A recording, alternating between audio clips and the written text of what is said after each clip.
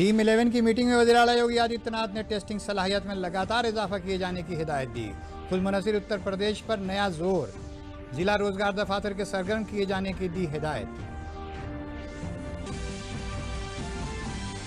रियासत ने corona test के मामले में बनाया रिकॉर्ड। गुज़िश्ता 24 घंटों में 1,09,662 लोगों का किया गया कोरोना टेस्ट। रियासत में अब तक 42,833 लोग हुए ठीक। रफाल तैयारों का पहला जत्था फ्रांस से भारत के लिए रवाना। 29 जुलाई को हरियाणा के अंबाला में रस्मी तौर पर फ़िज़ाइया में होंगे शामिल।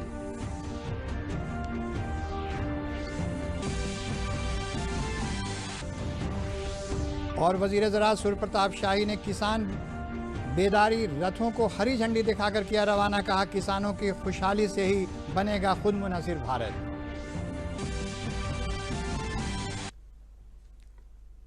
आदाब, खबरों के साथ हाजिर हूं मैं फरीद आरिफ सिद्दीकी। उत्तर प्रदेश के वज़ीर-ए-आला योगी आदित्यनाथ ने टेस्टिंग की सलाहियत में मुसलसल इजाफा करने की हिदायत दी है। उन्होंने कहा है कि 25 लाख तक की आबादी वाले ज़िलों में 1,000 से ज़्यादा और 25 लाख से ज़्यादा आबादी वाले ज़िलों में 1500 से ज़्यादा टेस्ट एंटीजन के ज़रिए रोज़ाना किए जाएं। वज़ीर-ए-आला एक आला सतही मीटिंग में लायक निज़ाम का जायज़ा ले रहे थे। इस मौके पर उन्होंने कहा कि हर ज़िले के हर अस्पताल में रैपिड एंटीजन टेस्ट का बंदोबस्त हो। उन्होंने ज़रूरत के हिसाब से वेंटिलेटर्स की ख़रीद करने की हिदायत भी दी। इस बात की इत्तला एडिशनल चीफ सेक्रेटरी दाखिला और इत्तलात अविनाश अवस्थी ने एक प्रेस कॉन्फ्रेंस के ज़रिए दी है। माननीय मुख्यमंत्री जी ने टेस्टिंग की जो क्षमता है उसमें लगातार वृद्धि के निर्देश दिए हैं। उन्होंने निर्देश दिया है कि जो 25 लाख से अधिक के जनपद हैं वहाँ पर प्रतिदिन 1,500 से अधिक एंटीजन की टेस्टिंग हो और जो 25,000 से कम वाले जनपद हैं वहाँ पर 1,000 से अधिक की टेस्टिंग हो। उन्होंने RT-PCR टेस्ट जो है 35,000 से ज़्यादा करने का निर्देश दिया है और इसी तरह ट्रूनेट से 2,500 से ज़्यादा टेस्ट करने का निर्देश दिया है और एंटीजन टेस्टिंग इस प्रकार करने का निर्देश दिया है कि 60-65 हज़ार हो जाए, जिससे 1 लाख प्रतिदिन की जो उपलब्धि हुई है उसको पूरा किया जा सके। उत्तर प्रदेश ने, जैसा अभी अपर मुख्य सचिव स्वास्थ्य ने बताया, 1,06,992 टेस्ट कल किए हैं। आज एक नई लैब जो है नोएडा में उद्घाटित की जा रही है। आदरणीय प्रधानमंत्री जी कर रहे हैं, माननीय मुख्यमंत्री जी उस कार्यक्रम में शामिल हो रहे हैं। इस उपलक्ष्य पर 1 लाख से अधिक टेस्ट करना ये एक कीर्तिमान है और मुख्यमंत्री जी ने कहा है इसको बनाए रखना है। अवनीश अवस्थी ने बताया कि वज़ीर-ए-आला योगी आदित्यनाथ ने खुद मुनसिर उत्तर प्रदेश के लिए मौसर कोशिशें करने पर जोर दिया है। वज़ीर-ए-आला ने हिदायत दी है कि ज़िलों में ज़िला रोज़गार दफातर को सरगर्म बनाया जाए। उन्होंने ग़िज़ाई इजनास की तक़सीम के काम को वक्त से और पूरी शफ़ाफियत के साथ चलाने की हिदायत दी।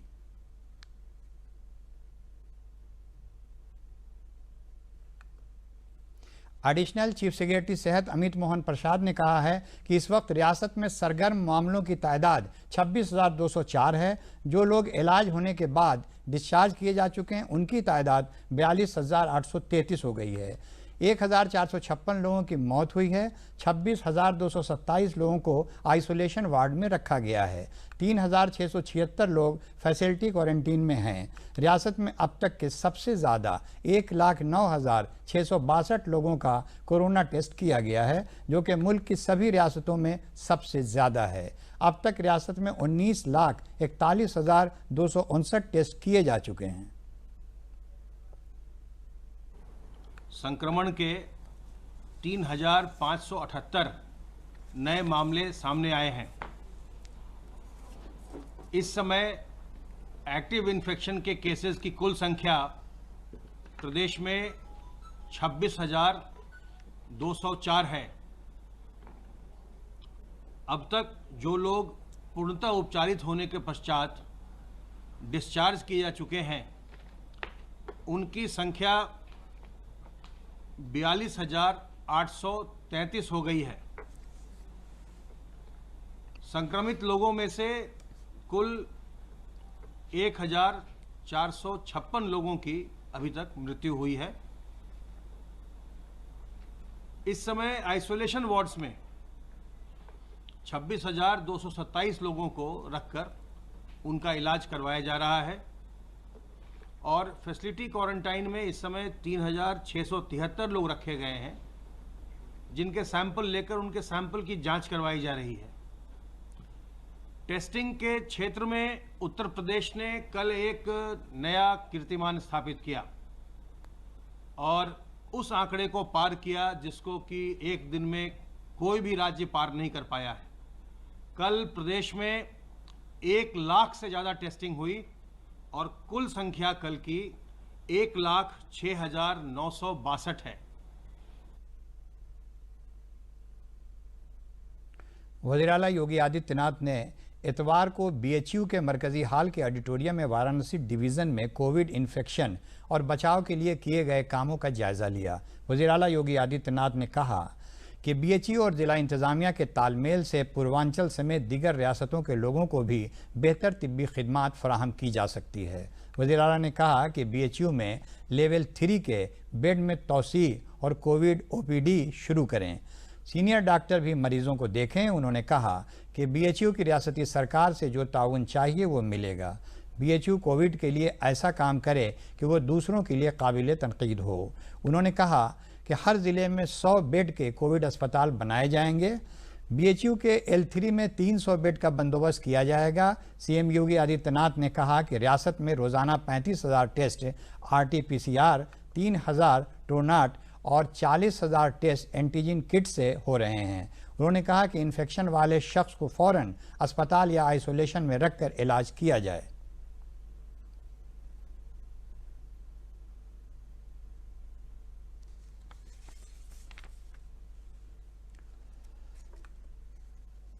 मरकज़ी रिज़र्व पुलिस फोर्स यानी CRPF का आज 82वां यौम तासीस है। मुल्क के अंदरूनी सलामती के लिए CRPF एक अहम किरदार अदा करता है। किसी भी दुश्वार सूरत हाल में चैलेंज का सामना करने के लिए इस फोर्स के जवान हर वक्त तैयार रहते हैं। मध्य प्रदेश के नीमच में 27 जुलाई 1939 को फोर्स की पहली बटालियन का क़याम अमल में आया था।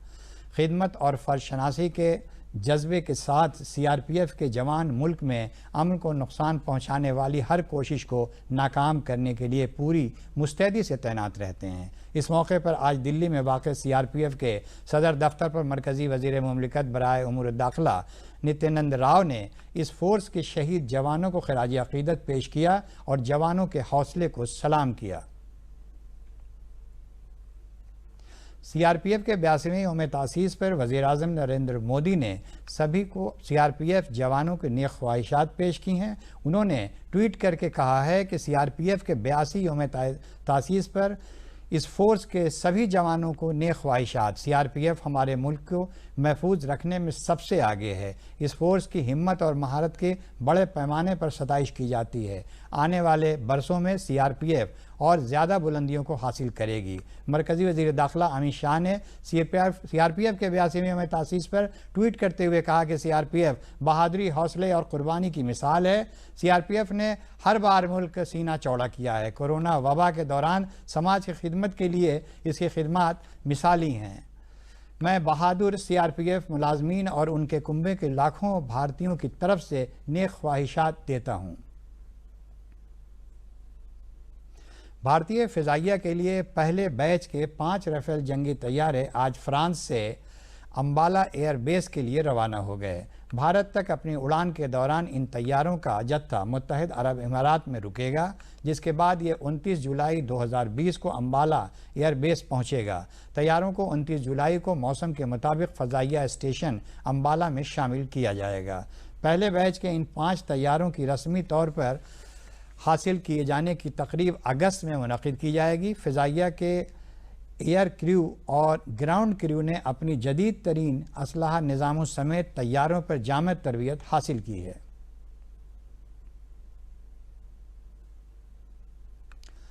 रिज़र्व बैंक के गवर्नर शक्तिकांत दास ने आज CII के कौमी इजलास के कौमी कौंसिल के मेंबरान को खिताब किया। उन्होंने कहा कि मौजूदा दौर में सरप्लस मैनेजमेंट एक चैलेंज है हालांकि सरकार की तरफ से ज़रूरी अशिया कानून समेत किए गए इक़दाम से फ़ायदा हो रहा है।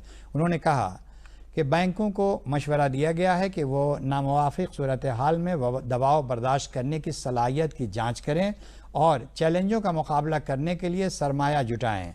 5 अहम सरगर्म हक़ाइक़ का जिक्र करते हुए गवर्नर ने कहा कि ज़रई शोबे के हक़ में तब्दीली देखने को मिली है। उन्होंने बताया कि हक़ाइक़ में इत्तलात व मवासलात की टेक्नोलॉजी का इस्तेमाल करना और बिजली के फ़रोग़ के लिए स्टार्टअप को बढ़ावा देना भी इसमें शामिल है।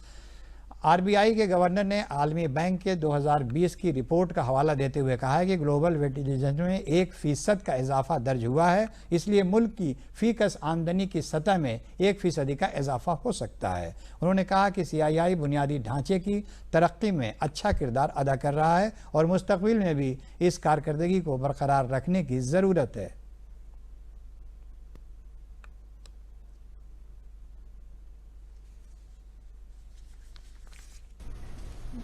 According to a World Bank 2020 report, it suggests that 1% increase in GDP participation can boost per capita income levels of a country by more than 1%. And that's not small. This scenario has to change, and I think this is the right time for India to take efforts to become a part of the global value chain. And here the focus and emphasis will have to be on productivity and will have to be on the quality of our products and services. Bharat सरकार की रोकथाम की कोशिशों से corona वबा की सूरत हाल में कुछ बेहतरी देखने को मिल रही है और कोरोना से इन्फेक्टेड मरीज़ भी तेज़ी से सेहतयाब हो रहे हैं। कोरोना से सेहतयाब होने वाले मरीज़ों की शरह में तेज़ी से बेहतरी आ रही है। मुल्क में अब तक कुल 9,17,567 कोरोना मरीज़ इलाज के बाद सेहतयाब हो चुके हैं। अभी मुल्क में 4,85,114 सरगर्म मामले हैं। गुज़िश्ता 24 घंटे में 5,15,000 से ज़्यादा नमूनों की जांच की गई है।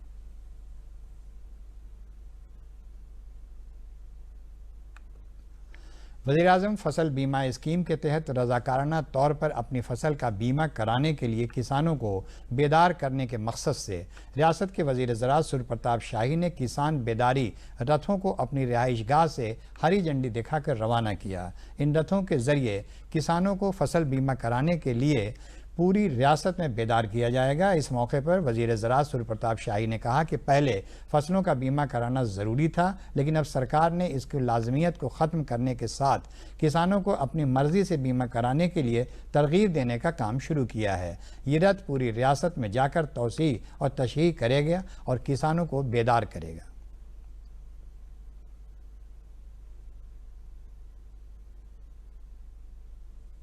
प्रधानमंत्री फसल बीमा योजना के भीतर सभी 75 जनपद शामिल हैं और 4 कंपनियों के भीतर ये 75 जनपद जो टेंडर में L1 के रूप में आए, उनमें से 7 जनपद के क्लस्टर में HDFC का यह HDFC एर्गो बीमा कंपनी जो है वहाँ पर आई है, जिसमें बुंदेलखंड के ललितपुर आदि जनपद भी उसके भीतर शामिल है। किसानों को बीमा की शर्तों की और उसके विधानों की जानकारी उनको हो सके, इसके लिए इन्होंने 9 जागरूकता रथ अपने जनपदों के भीतर एक रथ का ये भ्रमण कराएंगे, किसानों के बीच में संपर्क करेंगे और उन्हें बीमा कराए जाने के लिए उनको उत्साहित करेंगे। 2 प्रकार की व्यवस्था बीमा के दृष्टि से है। जो किसान KCC लेता है, जिस बैंक से KCC होती है वहीं पर जो है उसका प्रीमियम कट जाता है, और दूसरा है स्वैच्छिक आधार पर भी कि जिन किसानों ने KCC नहीं लिया है वो भी उन्हीं प्रीमियम के दर पर उनका भी बीमा किया जाता है। तो ये निजी क्षेत्र के भी ये ऐसे भी किसानों का करेंगे जो अनियमित किसान, जो किसान नॉन लोनी फार्मर हैं, उनको भी प्रयास करके बीमा कराएंगे। और साथ साथ में जिन लोगों ने KCC से उन्होंने ऋण लिए हैं KCC के आधार पर, उन्हें भारत सरकार ने इस बात को कहा है कि 31 जुलाई तक उन्हें लिखित अपनी सहमति देना होगा कि हम बीमा का लाभ नहीं उठा रहे हैं। मेहनत और रोज़गार के मरकज़ी वज़ीर संतोष गंगवार ने इतवार को एक निजी इदारे के ज़रिए मुनक़िद वेबिनार में हिस्सा लिया, जिसका उन्वान आपकी सेहत आपके हाथ में था। वहीं वेबिनार में उन्होंने ऑनलाइन शामिल होकर उज्जैन के अरुण ऋषि समेत मुल्क की अलग अलग रियासतों के माहिरीन सेहत के साथ कोरोना इन्फेक्शन से बचने के तरीक़ों पर बातचीत की। इस वेबिनार में सेहती माहिरीन ने कोरोना से लड़ने के लिए वैदिक तरीक़ों पर तबादला ख्याल किया। अरुण ऋषि ने वेबिनार में कहा कि सेहतमंद रहने और क़ुव्वत मुदाफ़त को बढ़ाने के लिए कसरत ज़रूरी है। कसरत के ज़रिए हम कोरोना जैसी वबा से लड़ सकते हैं।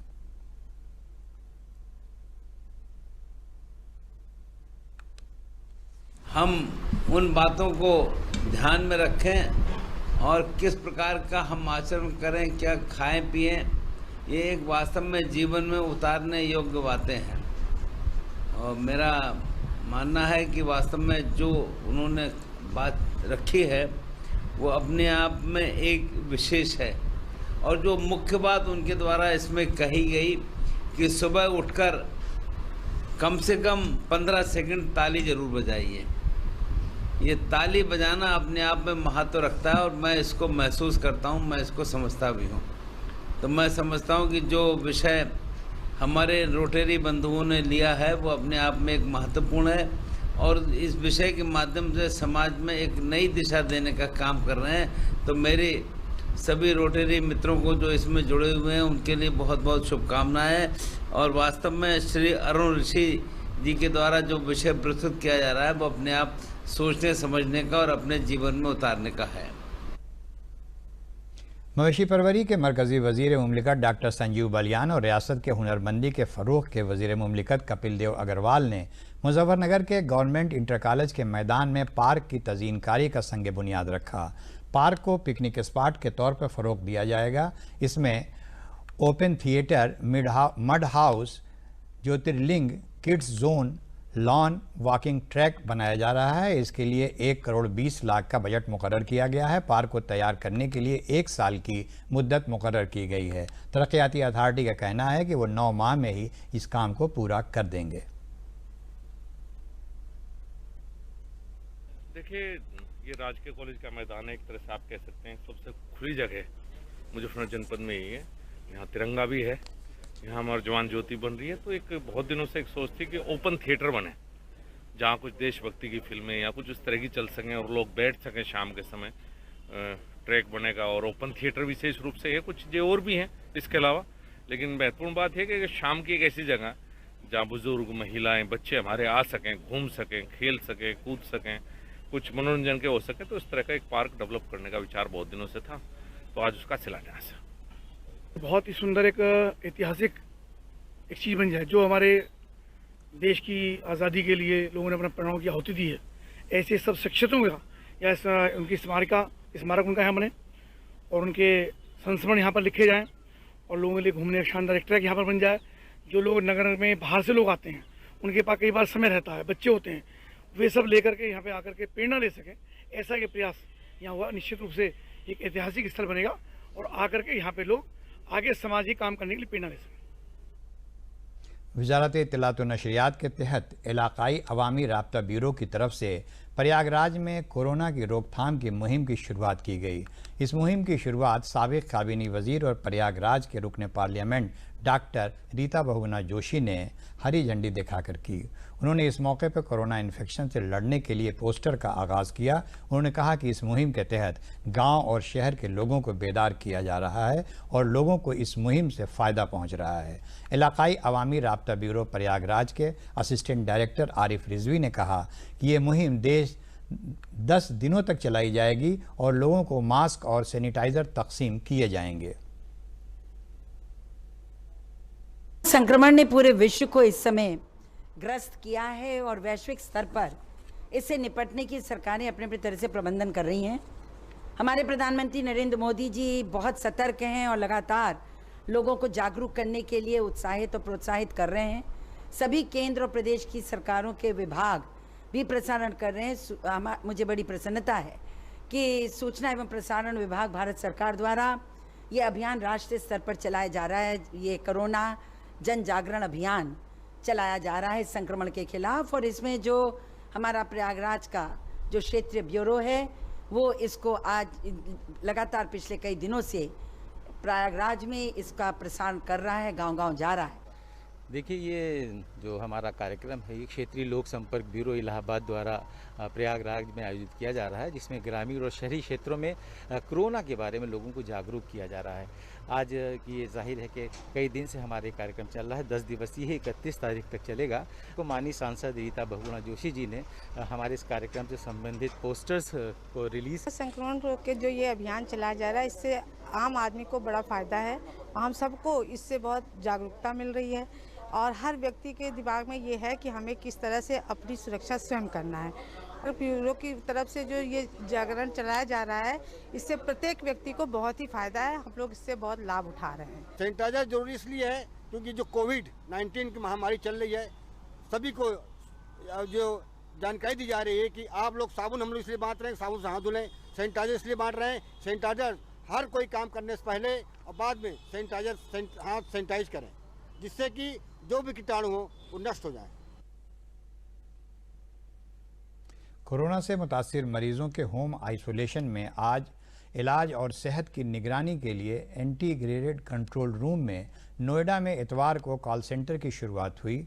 होम आइसोलेशन में रहने वाले मरीजों के इलाज और सेहत पर निगरानी के लिए ये कॉल सेंटर बनाया गया है। इसका इफ्तिताह जिला मजिस्ट्रेट सुहास एलवाई ने किया। इस सहूलत के शुरू होने के बाद डीएम ने होम आइसोलेशन के मरीजों से उनकी सेहत के बारे में मालूमात भी हासिल की। उन्होंने कहा कि इस कॉल सेंटर के ज़रिए आइसोलेशन में रहने वाले मरीजों का हालचाल और इलाज के बारे में मुस्तकिल मालूमात हासिल होती रहेंगी। मालूमात की बुनियाद पर उन्हें कोविड-19 प्रोटोकॉल के मुताबिक इलाज और दीगर सहूलियात दस्तयाब कराई जाएंगी। सरकारी अस्पतालों के बारे में लोगों के दिमाग में एक तस्वीर ये रहती है कि प्राइवेट अस्पताल में बेहतर इंतजामात होते हैं, लेकिन अब ऐसा लगता है कि उत्तर प्रदेश में प्राइवेट अस्पतालों से ज़्यादा सरकारी अस्पतालों में इंतजामात बेहतर हैं। ये कहना है कोरोना से जंग जीत कर आए राज सक्सेना का। अलीगढ़ के रहने वाले राज सक्सेना ने बताया कि कंट्रोल रूम से जब उनके कोरोना रिपोर्ट की पॉजिटिव होने का पता चला तो उन्होंने अपने कुंबे के हालात को देखते हुए खुद को संभाला और सरकारी एम्बुलेंस में बैठकर कोविड-19 अस्पताल में भर्ती हो गए। उन्होंने बताया कि अस्पताल में पता ही नहीं चला कि कब वो ठीक हो गए और 15 दिन कैसे बीत गए। अस्पताल के बंदोबस्त के बारे में उन्होंने बताया कि योगी सरकार में अस्पतालों के बंदोबस्त में बेहतरी आई है।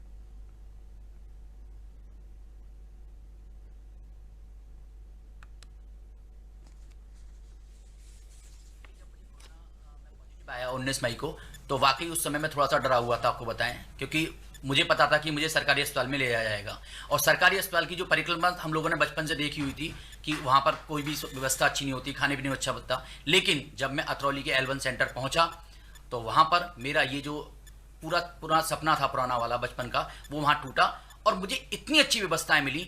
टाइम पर दवाई, सुबह नाश्ता, दोपहर का खाना, रात का खाना, टाइम हर चीज। कंट्रोल रूम से नीचे से फोन आता था कि कोई भी समस्या आप हमें बताएं। वो सारी चीजें व्यवस्थाएं देखकर मुझे लगा कि वाकई सरकारी अस्पतालों में इतनी बड़ी सुविधा देने के लिए मैं प्रधानमंत्री नरेंद्र मोदी जी, उत्तर प्रदेश के मुख्यमंत्री माननीय योगी आदित्यनाथ जी, अलीगढ़ के जिलाधिकारी, CDO सर, CMO सर और अतरौली L1 सेंटर के सारा स्टाफ, उसका तहे दिल से बहुत बहुत धन्यवाद देता हूं कि उन्होंने इतनी अच्छी व्यवस्था देकर मुझे कोरोना लड़ाई जीतने में मदद की। पूरे मुल्क में कोरोना जैसी ख़तरनाक आलमी बीमारी ने आज आम आदमी की ज़िंदगी मुश्किल कर दी है और इस बीमारी ने लोगों की रोज़ी रोटी भी छीन ली है।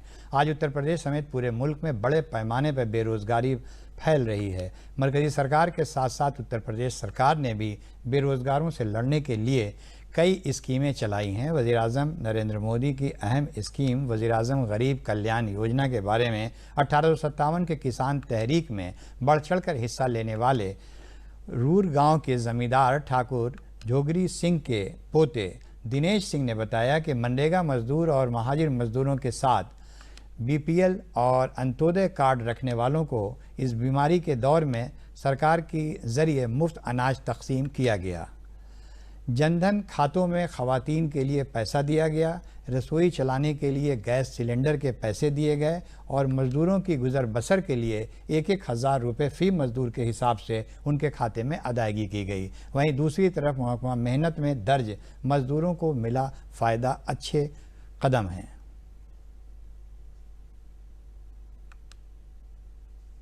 अभी बहुत सारी चीज़ें हैं जो कि होनी बाकी हैं। कुछ काम हुए हैं, जैसे जो श्रमिकों के खाते में पैसे आ गए हैं और कुछ जनधन खाते में पैसे आए हैं, कुछ लोगों को अनाज भी मिल रहा है, लेकिन अभी भी बहुत सारे काम होने बाकी हैं जिससे कि गांव वास्तव में खुशहाल हो। देश में मतलब प्रधानमंत्री हों या प्रदेश में मुख्यमंत्री हों, इन्होंने त्वरित माने इस संकट की घड़ी में, इस महामारी की संकट की घड़ी में, चाहे वो हमारे मजदूर जो बाहर काम के लिए गए थे वो बेचारे अपने घर वापसी कर रहे हों, उनकी सुविधा, उनका माने उनका किराया भाड़ा, उनका भोजन पानी रास्ते में या घर आने पर उनको मतलब राशन कोटेदारों से दे करके, इस बात की सराहना मतलब पूरे समाज में सरकार की हो रही है और व्यक्तिगत इन लोगों की सूझबूझ की हो रही है। सरकारें तो बहुत आती जाती रहती हैं, लेकिन व्यक्तिगत रूप से इन लोगों ने जो त्वरित कदम उठाया जनता के लिए, इसके लिए इन लोगों की सराहना व्यक्तिगत रूप से हो रही है, इनके व्यक्तिगत विचारों के और व्यक्तिगत सूझबूझ। अमेठी में जंग आज़ादी के मुजाहिदीन के कुंभों को मरकज़ी सरकार के ज़रिए चलाई जा रही मुख्तलिफ बहबूदी स्कीमों का फ़ायदा मिल रहा है। जंग आज़ादी में ज़िले के सैकड़ों मुजाहिदीन ने अपना किरदार अदा किया था। मुजाहिदीन आज़ादी के कुंभों को लॉकडाउन के दौरान सरकार के ज़रिए चलाई जा रही मुख्तलिफ बहबूदी स्कीमों का फ़ायदा मिला और सरकार ने जो महाजिर मज़दूरों को दीगर लोगों को स्कीमों का फ़ायदा दिया है, उससे मुजाहिदीन आज़ादी के कुंभों का कहना है कि सरकार ने बहुत अच्छा काम किया है। कोरोना वबा के दौरान सरकार सबका बराबर ख्याल रख रही है, इसके लिए मुजाहिदीन आज़ादी के कुंभों ने सरकार की ज़बरदस्त सताइश की है।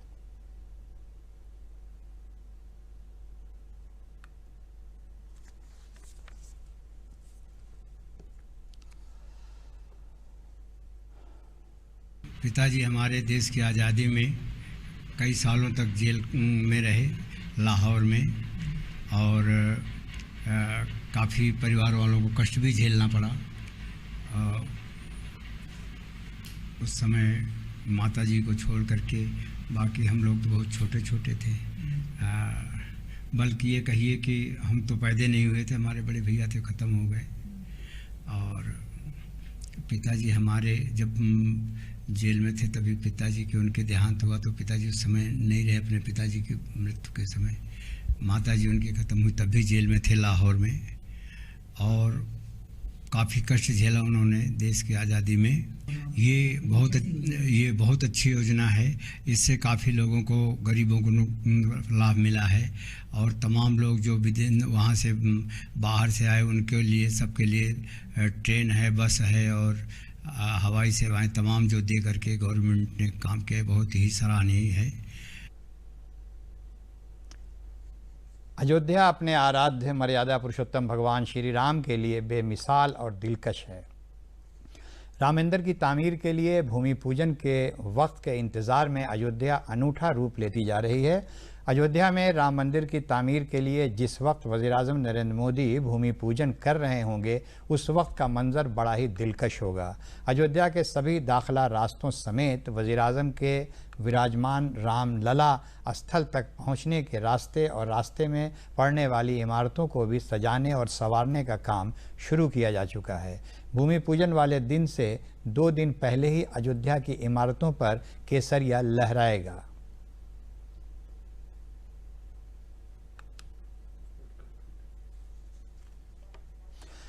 इसी के साथ इस बुलेटिन की खबरें ख़त्म हुई। इजाज़त दीजिए। आदाब।